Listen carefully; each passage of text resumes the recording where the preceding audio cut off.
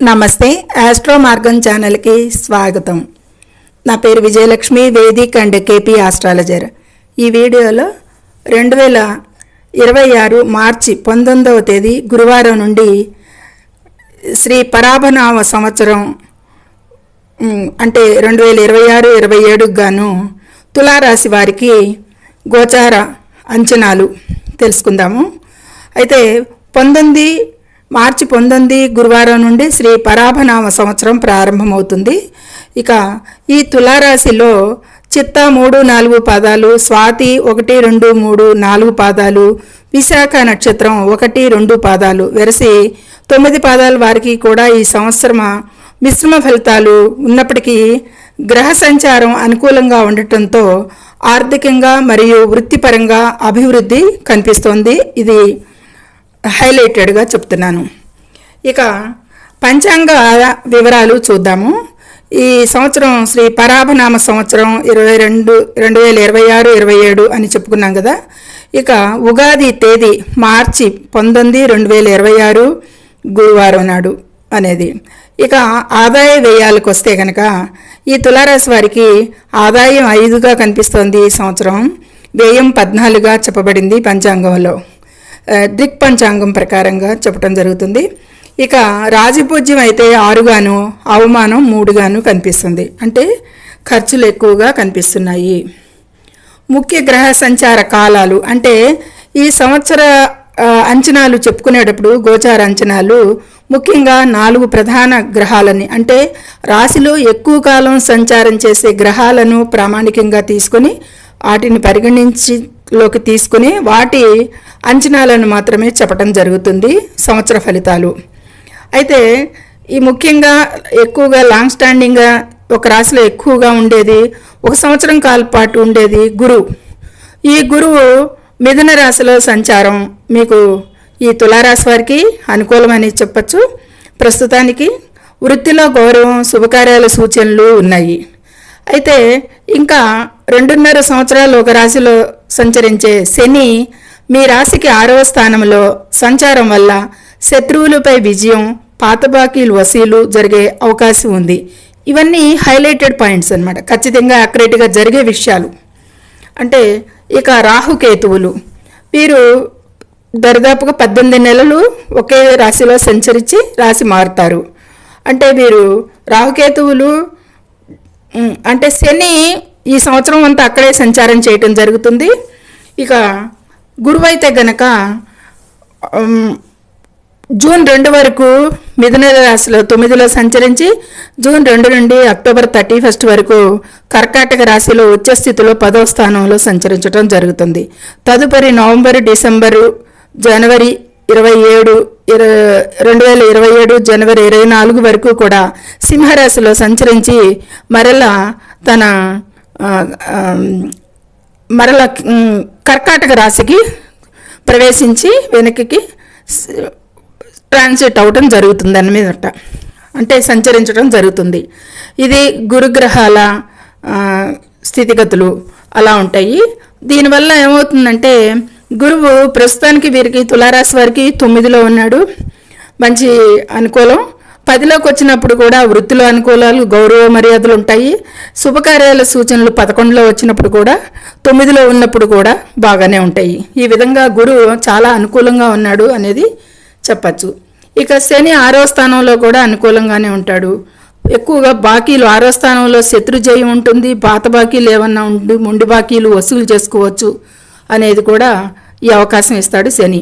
ఇక రాహుకేతువులు అయితే కనుక డిసెంబర్ 5న 2026 డిసెంబర్ 5న కుంభరాశిలో అప్పటి వరకు సంచరించి మకర రాశిలోకి వస్తాడు. అలాగే సింహరాశిలో కేతువు కర్కాటక రాశిలో సంచరించడం జరుగుతుంది. ఈ రాహుకేతువులు అపసవ్య దిశలో నడుస్తారు కాబట్టి కుంభం నుండి మకరానికి, సింహం నుండి కర్కాటకానికి వెళ్తారు. ఈ రాహుకేతువులు కర్కాటకం దీనివల్ల తల్లి ఆరోగ్యం విషయంలో జాగ్రత్త అవసరం. మకర రాశి తులారాశి వారికి 4వ స్థానం అవుతుంది. తల్లి ఆరోగ్యం గురించి అయితే వీరు కొద్దిపాటి జాగ్రత్తలు తీసుకోవాల్సి ఉంటుంది. ఇవి గ్రహాల సంచారాల హైలైటెడ్ పాయింట్స్. వీటిల్లో మార్పు అనేది ఉండదు. కాకపోతే జన్మ రాశి జన్మ లగ్నం నుండి ఇతర గ్రహాల దృష్టి యుతి సమన్వత్వానుగుణంగా కొద్దిపాటి మార్పులు ఇంకా ఇదే తీవ్రతలు కూడా ఉండొచ్చు. అది జన్మ జాతకం నుండి ఇంకా 100% చూడొచ్చు. ఇక తులారాశి వారికి ఇక ఫలితాల్లోకి వెళ్ళే ముందు ఛానల్ని సబ్స్క్రైబ్ చేయగలరు, షేర్ చేయగలరు, సబ్స్క్రైబ్ చేసి లైక్ చేసి కామెంట్ చేయగలరు. ధన్యవాదములు. ఇక వివరాల్లోకి వెళ్తాము. సంవత్సర ఫలితాలలోకి ఆర్థికంగా అంటే అన్ని రంగాల గురించి కొన్ని క్లుప్తంగా చెప్పుకోవడం జరుగుతుంది. ఆర్థికంగా అయితే కనుక ఆదాయం కంటే వ్యయం ఎక్కువగా ఉంది ఈ సంవత్సరం వీరికి. అయినప్పటికీ కూడా ఆస్తిపాస్తుల ద్వారా అమ్మకాలు కొనుగోలు ద్వారా ధనలాభాలు కలుగుతాయి. పాత అప్పులు తీరుస్తారు. ఆర్థిక స్థితి ఆదాయం తక్కువ ఉన్నా కానీ స్థితికి ఏమీ తక్కువ అనేది ఉండదు. ఇక వృత్తిపరంగా వ్యాపారస్తులకి ఉద్యోగస్తులకి ఎలా ఉంది అంటే, ఉద్యోగస్తులకి అయితే చాలా డిమాండ్ పెరుగుతుంది. వారికి విదేశీ ఆఫర్లు వచ్చే అవకాశం ఉంటుంది ట్రై చేసుకునే వారికి. వ్యాపార విస్తరణకైతే చాలా అనుకూలంగా ఉంటుంది ఈ తులారాశి వారికి. ఈ సంవత్సరంలో ఈ విధమైన అనుకూలతలు వీరికి ఉంటాయి. ఇక విద్యార్థులకైతే కనుక పోటీ పరీక్షల్లో విజయం సాధిస్తారు. సృజనాత్మక రంగాలు, సినిమా, క్రియేటివిటీ, మోడలింగ్ వీరందరికీ కూడా క్రియేటివిటీ రంగాల్లో, స్పోర్ట్స్లో వారికి మంచి గుర్తింపు లభిస్తుంది అనేది చెప్పచ్చు. ఇక ఆరోగ్యం నిలకడగా ఉంటుంది ఈ తులారాశి వారికి ఈ సంవత్సరంలో. అయితే సంవత్సరం ద్వితీయార్థంలో తల్లిదండ్రుల ఆరోగ్యం పట్ల అయితే శ్రద్ధ వహించాల్సి ఉంటుంది ఈ తులారాశి వారికి. ఇక ప్రయాణాల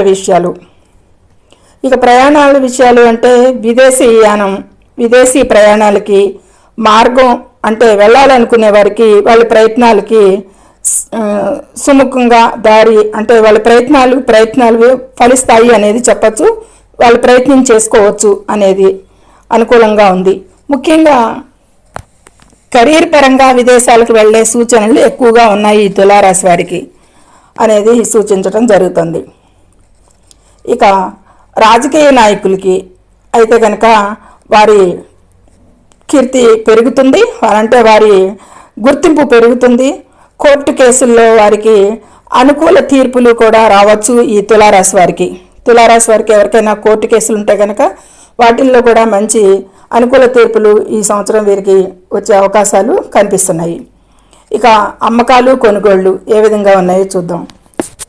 కొత్త వాహనాలు లేదా స్థలాలు కొనుగోలు చేసే అవకాశం అయితే ఈ తులారాశి వారికి మెండుగా కనిపిస్తుంది.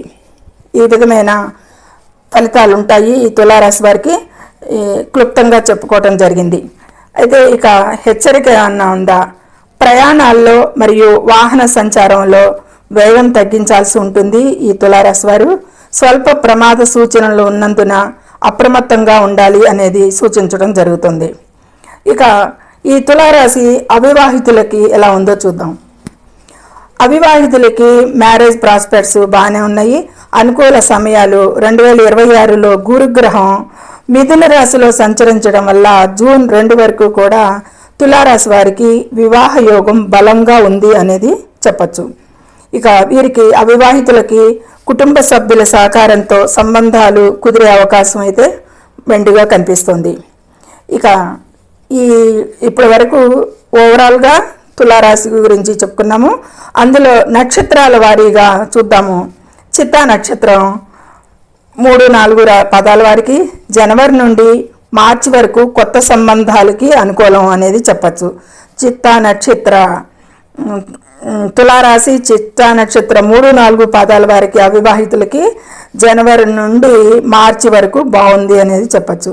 ఇక స్వాతి నక్షత్రం వారికి అక్టోబర్ తర్వాత స్థిరమైన సంబంధాలు ఏర్పడే సూచనలు ఉన్నాయి స్వాతి 4 పదాల వారికి కూడా. ఇక విశాఖ నక్షత్రం 1-2 పదాల వారికి సంవత్సరం ద్వితీయార్థంలో శుభకార ప్రయత్నాలు ఫలిస్తాయి అనేది చెప్పచ్చు. ద్వితీయార్థంలో బాగుంది. అయితే ఈ విధంగా ఒక్కొక్క వివరంగా చెప్పుకోవడం జరిగింది. ఇక పరిహారాలు అంటే కనుక గ్రహదోష నివారణకు మరియు వివాహ ప్రయత్నాలు ఇంకా త్వరగా ఫలించడానికి కూడా పరిహారాలు పాటించడం శ్రేయస్కరం. సర్వసాధారణ పరిహారాలు నేను సూచించడం జరుగుతుంది. గురుగ్రహ పరిహారంగా గురువారం నాడు దత్తాత్రేయ స్వామిని లేదా దక్షిణామూర్తిని పూజించడం, శనగలు దానం చేయడం వల్ల వివాహ ఆటంకాలు తొలగుతాయి, మంచి అనుకూలతలు వస్తాయి అనేది. ఇక రాహుకేతు శాంతి పూజలు. డిసెంబర్ 26 తర్వాత రాహుకేతువుల స్థానచలనం వల్ల కుజదోషం లేదా రాహు ప్రభావం ఉన్నవారు సుబ్రహ్మణ్య స్వామి ఆరాధన చేయడం మంచిది. ఇక శుక్రగ్రహ ఆరాధన. మీ రాశి అధిపతి శుక్రుడు కావున ప్రతి శుక్రవారం మహాలక్ష్మి అష్టకం పఠించడం, మళ్ళీ తెల్లని వస్త్రాలు ధరించడం శుభ ఫలితాలను ఇస్తుంది అనేది సూచించడం జరుగుతోంది. ఇక దానాలు. పేదలకు అన్నదానం చేయడం, వికలాంగులకు సహాయం చేయడం, శని ప్రభావం తగ్గి పనులు సజావుగా సాగుతాయి. ఇవన్నీ కూడా పరిహారాలు ఎవరికి ఏది తోచినా, ఏది అనువుగా ఉంటుంది, ఏది వీలుగా ఉంటుంది వారి వారి వ్యవహారాలను బట్టి పాటించి ప్రతికూలతలు తగ్గించుకుని అనుకూలతలకి అనేది సూచించడం జరుగుతుంది. ఇది ఈ తులారాశి వారికి అన్ని రకాలుగాను చెప్పుకున్నాము. ప్రమాద సూచనలు చెప్పుకున్నాము, వివాహ అవకాశాలు చెప్పుకున్నాము, విదేశీ అవకాశాలు చెప్పుకున్నాము. ఎవరెవరికి ఉంది అంటే ఉద్యోగస్తులకి ఎక్కువ అవకాశం ఉంది, కెరీర్ పరంగా అభివృద్ధి ఉంది, అలాగే ఆదాయ వ్యయాలు ఇవన్నీ కూడా చెప్పుకున్నాము. ఇది క్లుప్తంగా చెప్పటం. ఇంకా జన్మ జాతకం నుండి అయితే ఇంకా వివరంగా చూడవచ్చు. మంత్లీ ప్రెడిక్షన్స్ ఇంకా క్లోజ్గా వస్తాయి. అక్కడ 9 గ్రహాలు ఉంటాయి కాబట్టి ఇంకా 9 గ్రహాలు కూడా యాడ్ అవుతాయి. వాటి ఫలితాలు కూడా మంత్లీగా ఇంకా క్లోజ్గా చెప్పుకోవచ్చు. ఈ ఛానల్ని అయితే ఫాలో అవ్వండి. దయచేసి లైక్ ఇవ్వండి, షేర్ చేయండి, సబ్స్క్రైబ్ చేయండి. సర్వే జనం సుఖినో భవంతు. నచ్చితే లైక్ చేయండి, షేర్ చేయండి, కామెంట్ చేయండి, సబ్స్క్రైబ్ చేయండి. ధన్యవాదములు.